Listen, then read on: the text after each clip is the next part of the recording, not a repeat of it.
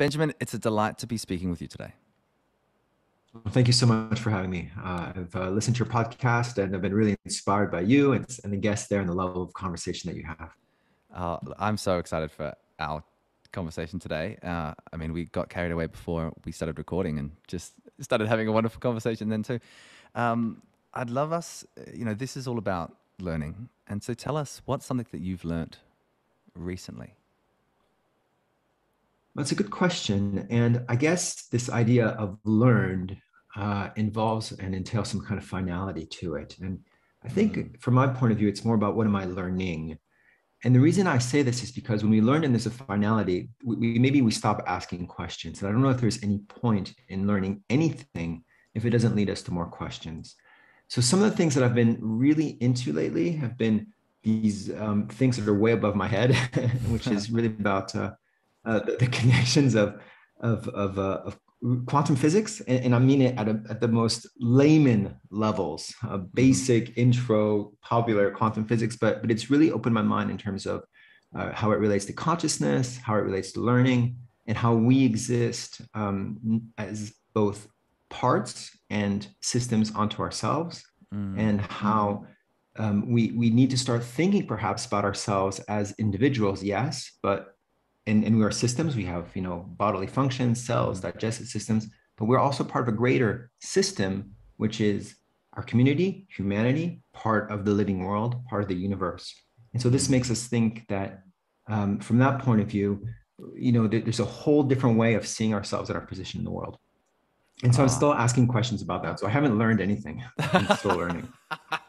Dude, I mean, oh, that's so great. Oh my goodness, where do we go from here?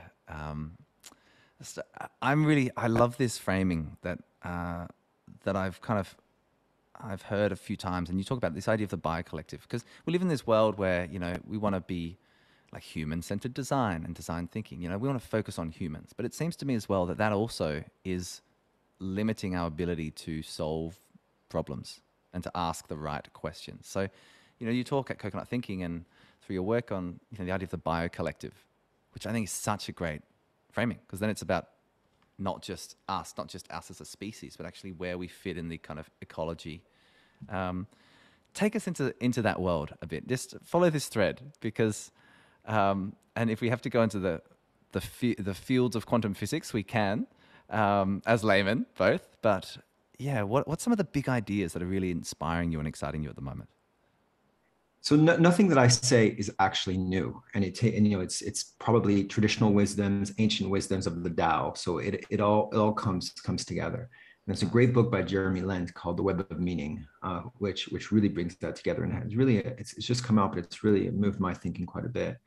And it's really also going back to Arthur Koestler, who wrote a book called Ghost in the Machine. It talks about Mm, something called the holarchy, which is exactly that, this idea that we are both parts and systems onto ourselves. So there's a lot of talk. It's a very humanist way of thinking. So humanism came out after the Middle Ages, when we started to the scientific revolution got us to question whether or not God existed, whether or not he solved problems, whether or not we could explain the world outside of God. And science started taking this idea that we could replicate experiments and we could explain the world through scientific processes, which is fantastic and is certainly evolution. And I worry about that word evolution because it's so value mm, woven. heavy. Yeah.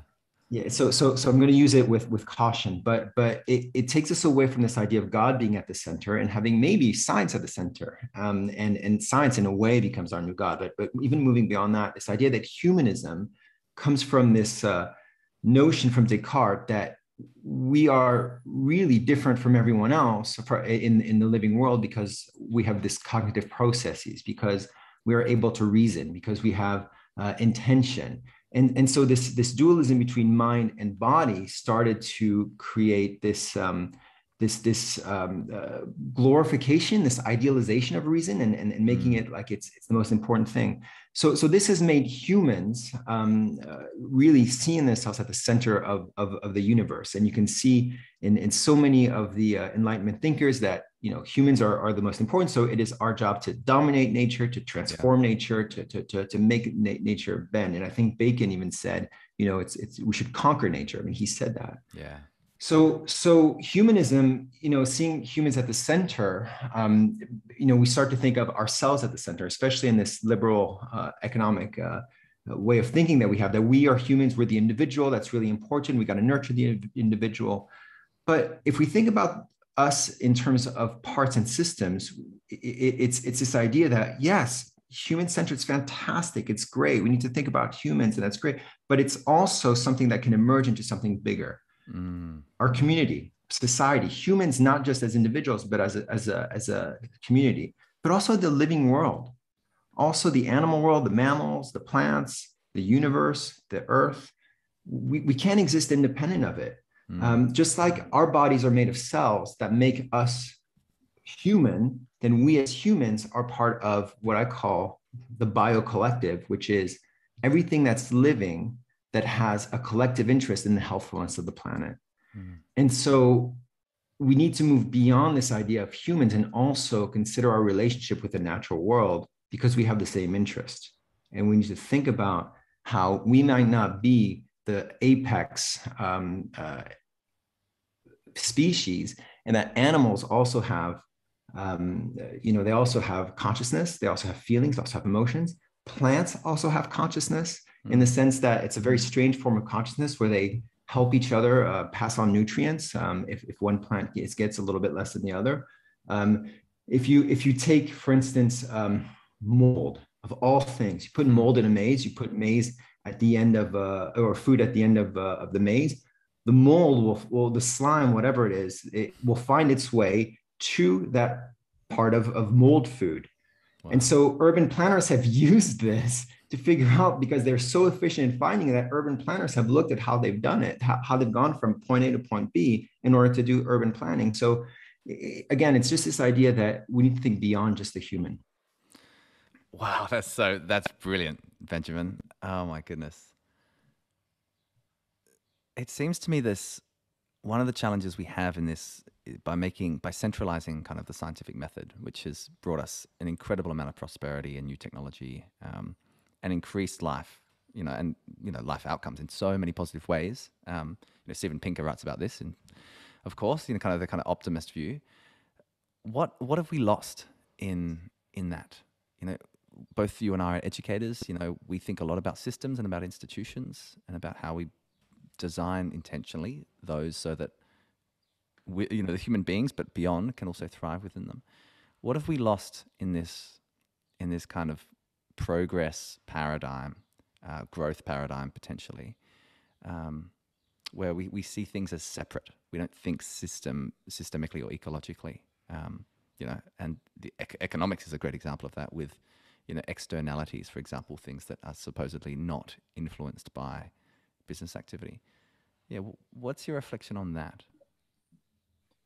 And there's so much that we've gained and so much that we've lost. So the Steven Pinker idea of this optimism of what humanism has brought is interesting, but it's also clearly, we are in a situation where not just beyond climate disruption, which is the most obvious one, but the socioeconomic injustices that are there throughout the world. I mean, everything that happened in the United States and across the world last year and this year, that it's all the same. It's all part of the same idea of putting a me first as a human, me, this individualism. And I think that does come from this science in many ways. This idea of separating reason and our bodies, our emotions, and I don't want to use the word spiritual, because that again is very value heavy, but this idea of connection with one another. So what we lose is, traditional ways. So I don't come from an indigenous background. I don't come from anything like that, but I appreciate the fact that there's certain wisdoms that have been lost. For instance, if we look at the way we treat the soil, science, you're an agronomist, you look at the soil, look at the nutrients and so forth, but the traditional ways can probably pick up the soil and understand it without having education or science to know if it needs to be nourished in different ways. So we lose that aspect. Mm. But more to the point, it's this tension between progress and tradition that really is problematic, because we see progress as a good thing. We see it as we are constantly changing and we need to change in order to have the world be better, without respecting some of the traditions that really are important. And if you take it a step further, this is what drives cultural and military imperialism. 100 years ago, something like that, when the Europeans went into Africa, not all of them wanted to do bad and conquer. Many of the imperialists wanted to spread civilization as they saw it to the world in Africa and in Asia. And that's what the French called it. They called it the mission civilisatrice, the civilizing mission. Right. Teach the natives, as they're called, to brush their teeth, to use soap, to have medicine. A lot of it was seen as a good thing. So when we have this tension between progress and tradition, where progress is seen as better than tradition, we're left in a position where, we have a consumerist, hyper-consumerist society. Yeah. Planet's in danger, social tension, we're dominated by social media.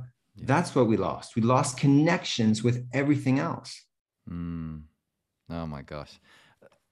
What's required in the redesign of this world, Benjamin, in that case? To me, it seems mental models are the driver of so many of these behaviors, as we've already unpacked. So what's beyond somehow clicking our fingers and shifting the view to one that is far more open and ecological? And I mean that in both the structural sense as well as the organic sense. What can we do about this?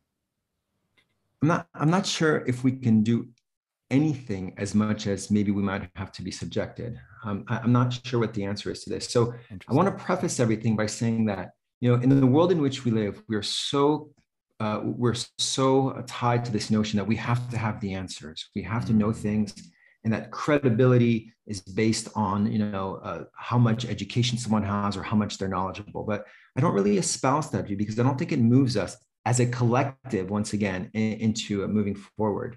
So I'm okay with putting things out there that I'm not really sure about, that I have a little bit of maybe doubt on. I think Voltaire said something like, doubt is uncomfortable, but certainty is absurd.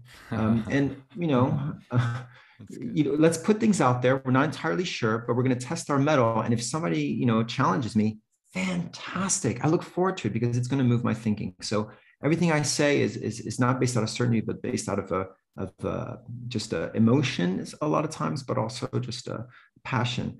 But so what we lose, what we need to do is start to really maybe be subjected to some of the crises that are there. It's going to get to a point where we're going to have to change. And that's why we're having these conversations now about education, why COVID has accelerated things.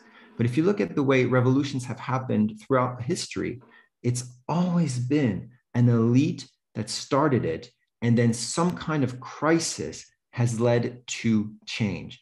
The elite during the French Revolution, the Russian Revolution, and even if we move beyond to other aspects of revolution, like the gender revolution, you could say that an intellectual elite started to talk about feminist ideals, and that the crisis has been the influx of consumerism and bringing in different tools within the home that has liberated that. So there's a subjective and objective conditions that lead to that. All we can do is have conversations and push ourselves. That's all we can do. And unfortunately, these things are going to take a lot of time, and we might not have the time. Yeah. Well, it seems both really empowering and also somewhat disempowering at the same time, Benjamin.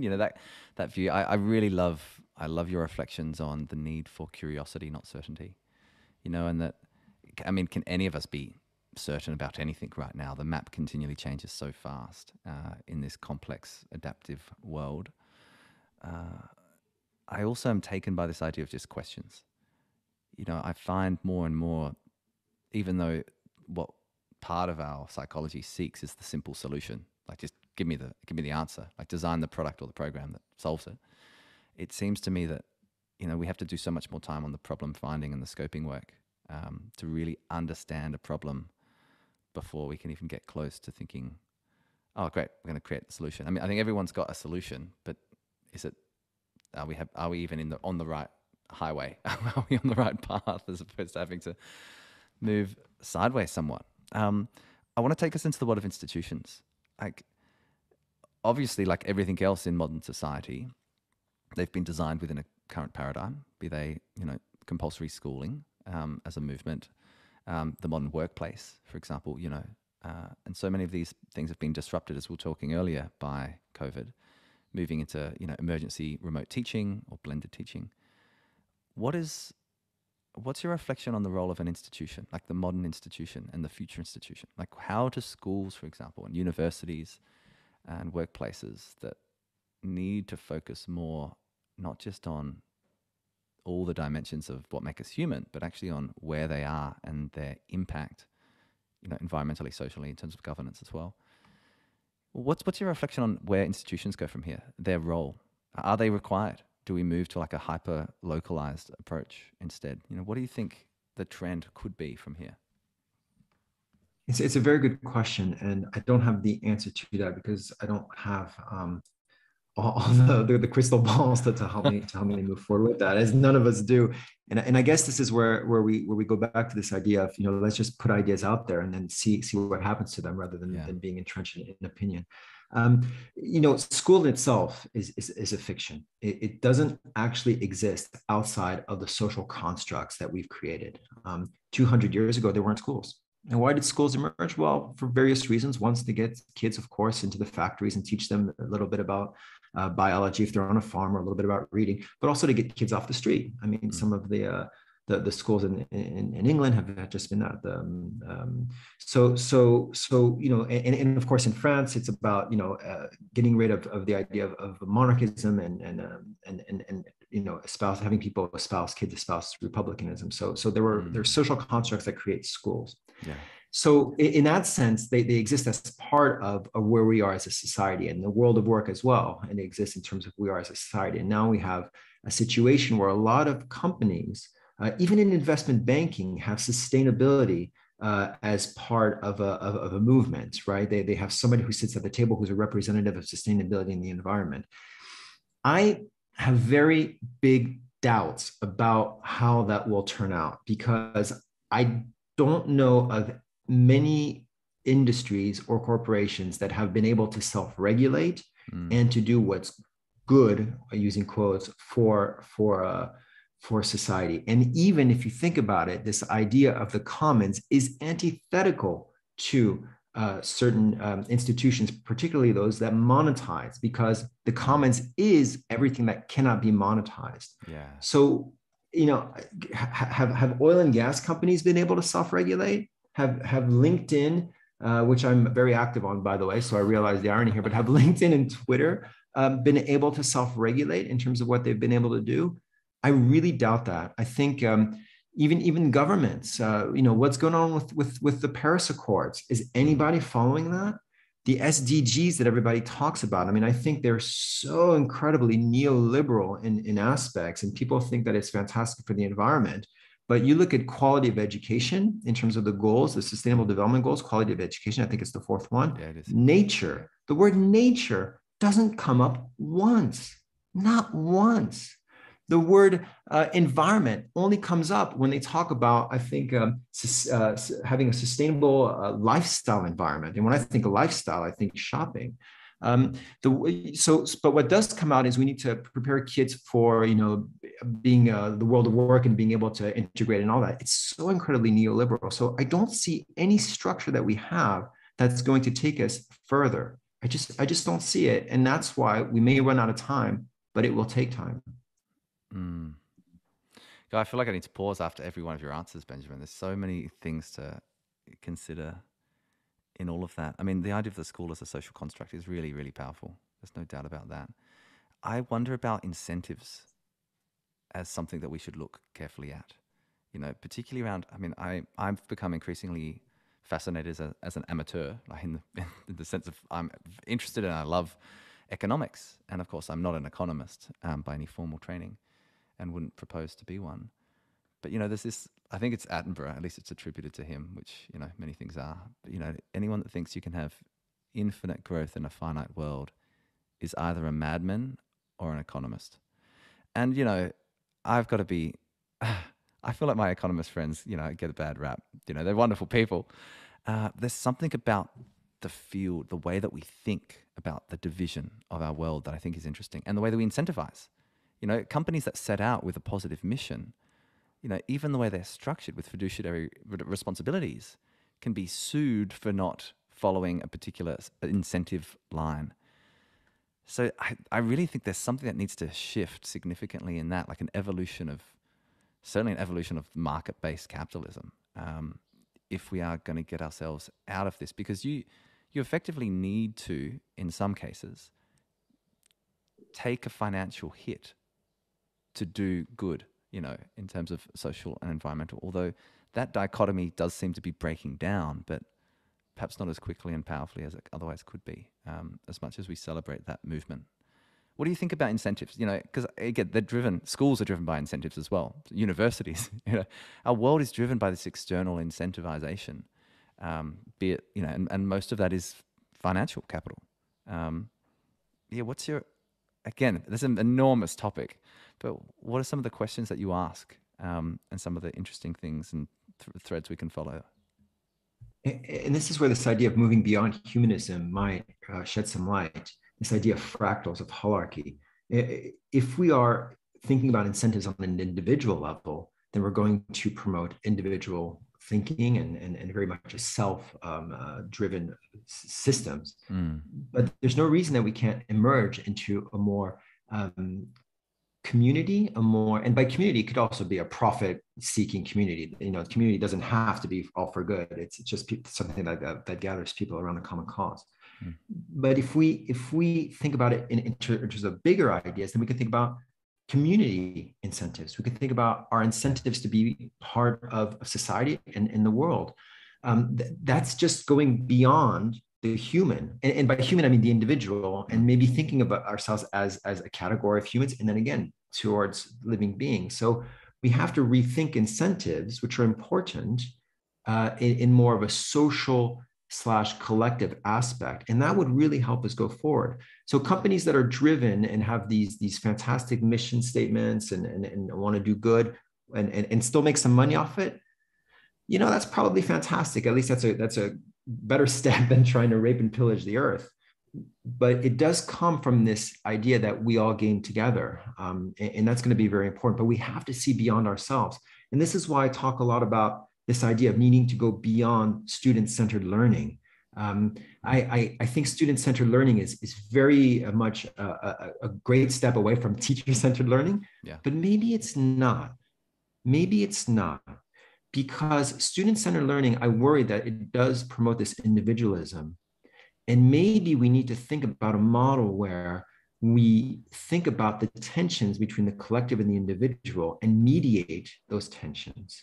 And so thinking about how schools should work towards contribution, thinking about contribution towards other beings, towards a community, and have that be, as a collective effort, the incentive. There's a lot going on here, but it all comes back to the same thing of let's go beyond ourselves and see what makes us similar rather than individualized and atomized. This conversation really reminds me of some of the work of Maslow, actually, Abraham Maslow, and Maslow's hierarchy of needs, which I discovered recently. The pyramid was actually put together by a management consultant, not by Maslow himself. So it's quite interesting. But of course, later in his life, he was really interested in discussing, and you would call it humanist psychology, I'd imagine, would be the category. But the idea of transcendence. It wasn't about self-actualization, really. That was not the pinnacle. That was actually not the ultimate goal. The ultimate goal was self-transcendence, i.e., and this kind of idea of the whole on, as you keep on talking, right? It's like, can you be whole within yourself, but also part of something larger, transcending the self? And I mean, there are so many beautiful examples of this happening in the world right now and from history, where people are coming together and acting as a community, and in some ways, navigating that tension between the self and between the collective. And it's just seemingly to me continually comes back to mindset. How do we feel about ourselves? How do we feel about our role do we feel connected? How socially connected do you feel right now? It's a critical question for us all to ask ourselves, particularly with the pandemic's impacts ongoing, and the need to be resilient, although resilience is not, that's the kind of wrong question to ask. It's like, how do we shift towards something more powerful? So I suppose what I'm saying is this idea of transcendence, again, which seem a bit woo-woo, but it really just seems to me, understanding who you are in the world and then who you are with others in the world, and then who you are with all living things in the world. That kind of idea of moving in that particular way of thinking. How might we, Benjamin, design experiences for that to be the case? Because you're right, student-centered learning is about the student and them, great, having their own agency and autonomy and being able to make their own choices and feel powerful in the world, to live a life they love and to, work into the future. And how do we also create this commons, this community, sustain it? What do you offer? What are your ponderings on that? And there's a lot of threads there as well. I'll just put some out there and tug on which one that might be most interesting. But even if you look at it it's not woo at all. Scientifically, quantum physics, going back to this, again, I'm talking about it on a very layman's level, but as far as I understand, the idea of entanglement, where you can have two particles that are light years apart acting in the same way because they are connected somehow, we don't understand how, means that from a scientific point of view, there is such a thing as connection between things that are physically separate. Ants themselves, one ant in itself, not very smart, but you have a bunch of ants together and they can build bridges out of other ants. I mean, they're fantastically intelligent as a together. So there's something there, I think, scientifically, biologically. The other thing is that really we've all felt this joy, this happiness in being part of a collective. Every one of your listeners, I'm sure, has been to a concert where the entire crowd just is moved by a wave or singing from music. If you hear at a football stadium, a soccer stadium, fans chanting, 55, 65,000 fans chanting for their club, that is also moving together. And that emotion that you feel at the bottom of your gut, if you're passionate about it, that is because of a collective effort. So everyone's felt that. So it is within us.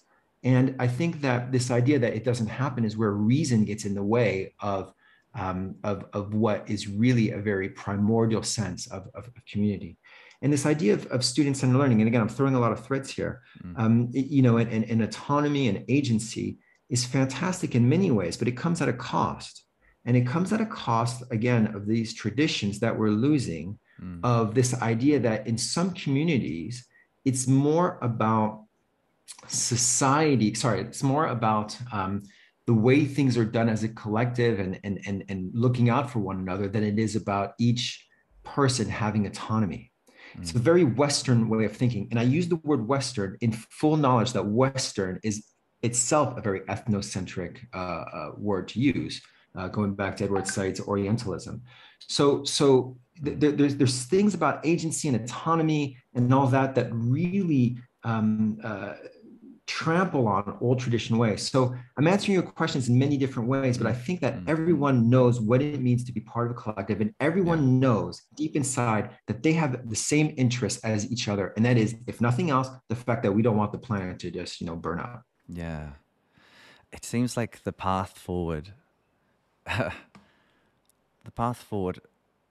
is something that enables all of us to have a sense of belonging. It's like I'm so interested in this idea of how do we, for example, not just tolerate diversity. And I really am not a fan of tolerance, because I think it has it's so value heavy of this isn't inconvenient. In fact, this is not what I want at all. How do we celebrate diversity and in all its forms, cultural, linguistic, biological, but then also how do we get to this point where we celebrate commonality and universality? And this is the idea, and I think we can do this I think this is the humanist movement in some ways. It's, yes, we want to celebrate the beautiful diversity that makes, humankind what it is. And then also, at some point realize that we're all the same. And that idea, I mean, this is, I think, the world of consciousness and quantum field is really this. I mean, all spiritual traditions in some ways, kind of, if you transcend them, try to explore this idea powerfully. And so that's just, it's pretty insightful. I mean, it's pretty deep stuff to kind of think about that. But I love like even the sporting analogy of being lost in a sense of awe, a sense of kind of commonality, seems to be the way that people shift internally. You know, the orientation then moves from being kind of inward and zero sum towards an outward and an abundance. Or as a colleague of mine, Ash Buchanan, writes, you know, from the growth mindset movement, which is great and hyper individualistic, to a benefit mindset or a generous mindset, as we might say, which is, well, yes, it's all well and good to get smarter yourself, but how do we collectively rise all boats? I mean, those I think really deeply about these things, and I think some of the processes that exist around design are really, really awesome. You know, human-centered design, but how we move that to humanity-centered design, and then how we move that to kind of, well, your term, bio-collective-centered design. I mean, I think that's the bit. It's like everything is actually all interrelated, and you know, the cutting edge of science is really showing this to us.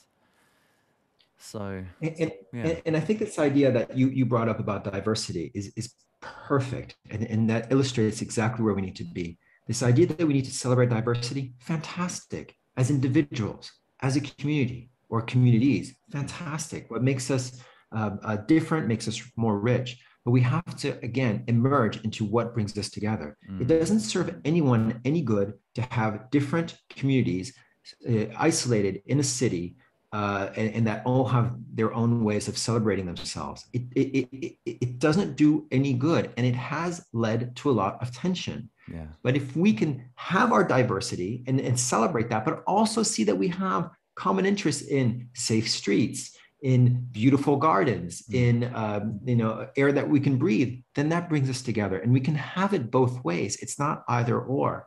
And this idea of having it be human-centered and then bi-collectively centered, we can do that as well if we understand that we're part of a system. We're parts and we are the system in itself, but we only exist as a result of the system. We don't make the system. We exist because the system brings us, it gives us who we are. And this goes back to your idea of institutions, that institutions exist within a system.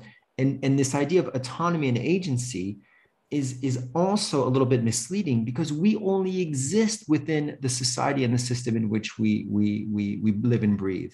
So we can't, we have to resolve these tensions.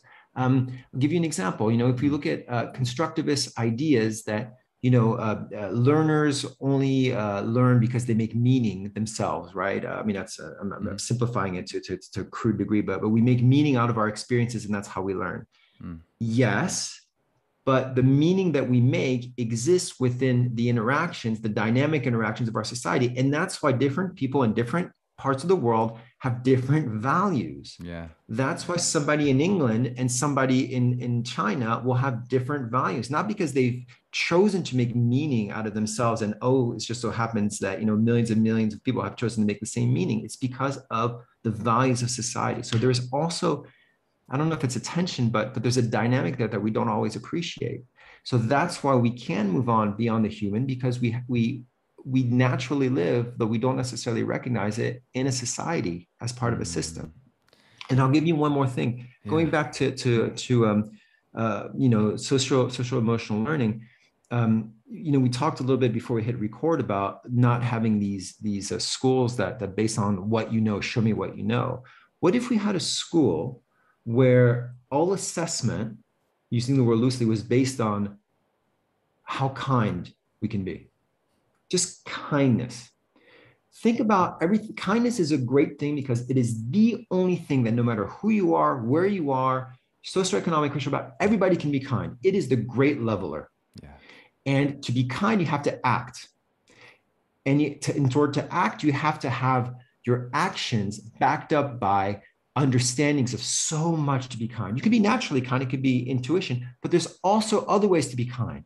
To be kind to the earth, to be kind to a certain ethnic group, to be kind to you know, I don't know, to oneself and in the way we nurture our own learning. What if kindness was the great assessor and how we contribute, as Joanne McKecken says, your good friend, contribute to the world, and that's it. And we are only assessed on kindness.